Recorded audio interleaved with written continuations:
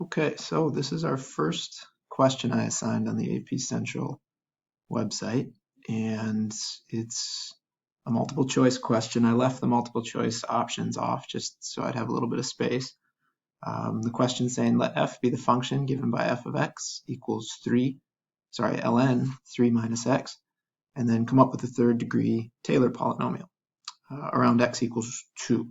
So what they're asking us to do is to recognize a general form of a Taylor, or our general Taylor, as we talked about in class. And in general, one of these things takes on the shape where the function equals the nth derivative evaluated at the center, x minus a, which is the center, to the nth power over n factorial. So this is our general blueprint. And in truth, we don't need the generic for this, but I think it helps to see it. We're asked just to do a third degree. So we want to go up to where the power is 3. And they're telling us specifically that we're centering this at 2. So actually, I'm going to say f of n at 2, x minus 2 to the n over n factorial. This is what each term will look like. And what we've got is that this first function term is ln 3 minus x. And again, one way to think about that is that's the 0th derivative. I know we don't typically talk about functions that way, but it's the 0th derivative.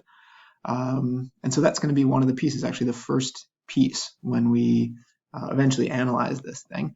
And we're going to need 3 derivatives to get to the x equals, or n equals 3. So we're going to need to do f prime. And f prime, well, the derivative of this thing is 1 over 3 minus x, or 1 over the argument, times the derivative of the argument, which is -1. And that little -1 actually comes into play in terms of how they structure the potential wrong answers on this question. So I'm just going to let it sit there, or I suppose we could simplify it to be -1 over 3 minus x. So there's our first derivative. Here's our 0th derivative. Our second derivative, we're going to take the derivative of this thing.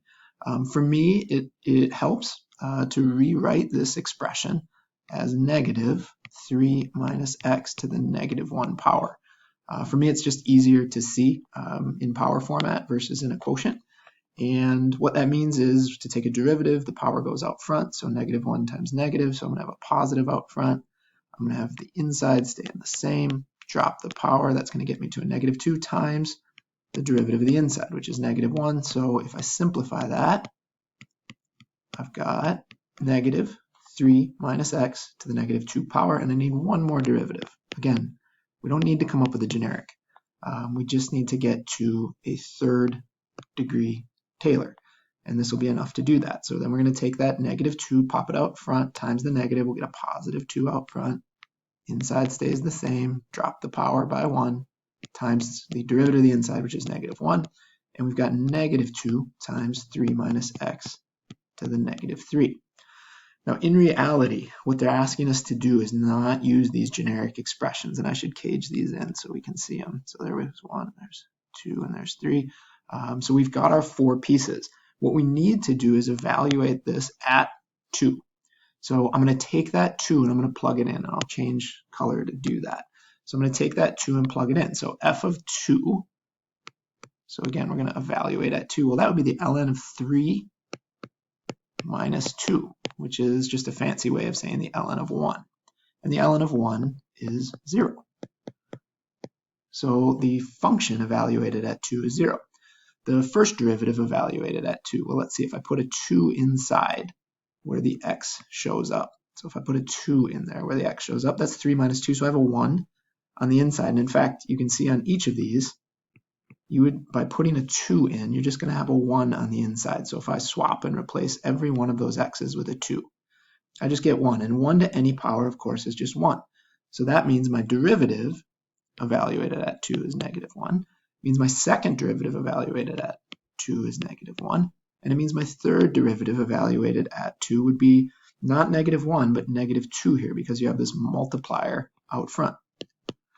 So this gives you the raw material you need for the nth derivative evaluated at 2. And then right next to it, the second piece, we've got x minus 2 to the nth power.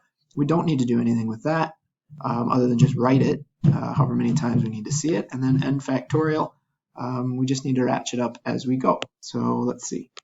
We'll go wild and crazy here, switch to a third color, and let's see, keep that in the screen. So what we've got now is, okay, I'm going to take the first 0th derivative, or the function evaluated. So that's 0 times x minus 2 to the 0th power over 0 factorial. And it's a lot of zeros, but of course this piece is going to go to 1. This piece is going to go to 1, and then I have a 0. So actually I don't get a term there. I'm then going to take my negative 1, so that's that guy right there, and that's going to fill the role of the nth derivative. I'm then going to multiply by x minus 2 to the first power, and usually we don't write that in there, but I'm just going to write it in there so we remember what we're doing, all over 1 factorial. Also usually don't write because it's just a 1, but I think generically it helps to see it. Then I'm going to take my second derivative, so that's going to be, let's see, what would that be, a negative 1, and then I've got x minus 2, and I'm going to square that because I've moved up an n, and then I'm going to go over 2 factorial, and then finally it's going to be a negative 2 x minus 2 cubed all over 3 factorial. And to hit the multiple choice answer that they've supplied us, we're going to have to do some simplifying, but not too much. So I'm going to take that expression, and this first term just goes to 0, we talked about. The second term, you have 1's in there and you have a negative. Typically we would just write it as x minus 2. And I'll keep that in parentheses because we have this negative sign floating around out front. I've got a 2 factorial on the bottom, but that's really just 2. So I'm going to write this as x minus 2 squared over 2. And then this last one, I've got a 2 up top and I've got a 3 factorial on the bottom. And I'm actually going to be careful with that one and just write it out as 1 times 2 times 3. And I know most of you don't need, probably any of you really need to see that, but I think maybe it helps understand what's happening here. And I can even change back to my red and say, okay, that 2 and this 2 are going to cancel each other out. So then what we're left with as an answer, and I'll scroll up just a little bit more, is a negative x minus 2, quantity x minus 2, minus x minus 2 squared all over 2, minus, and this last one would be x minus 2 to the third power all over 3. And then that should match up with one of the solutions. And I think looking separately here at the solutions, that's answer B. So that is how you work through this problem. And this is a pretty mid-level AP question in terms of general form of a Taylor polynomial. They're not asking you to use any of the specific memorized ones that we talked about. This is just in generic. And then they're centering it at 2. And they give a number of false answers that all tie in with these negative symbols. And if you thought it was alternating or all positive, all negative, so it can get a little confusing to pick the right one out. But I just want to say thanks for not only watching this video, but for working through that problem. I'm going to keep doing these, hopefully to keep you guys sharp. But this is the first one. They'll get better as they go. Hopefully this is helpful for anyone that was struggling to hit the right answer or see how to go through it. So thanks for watching. Hope all is well.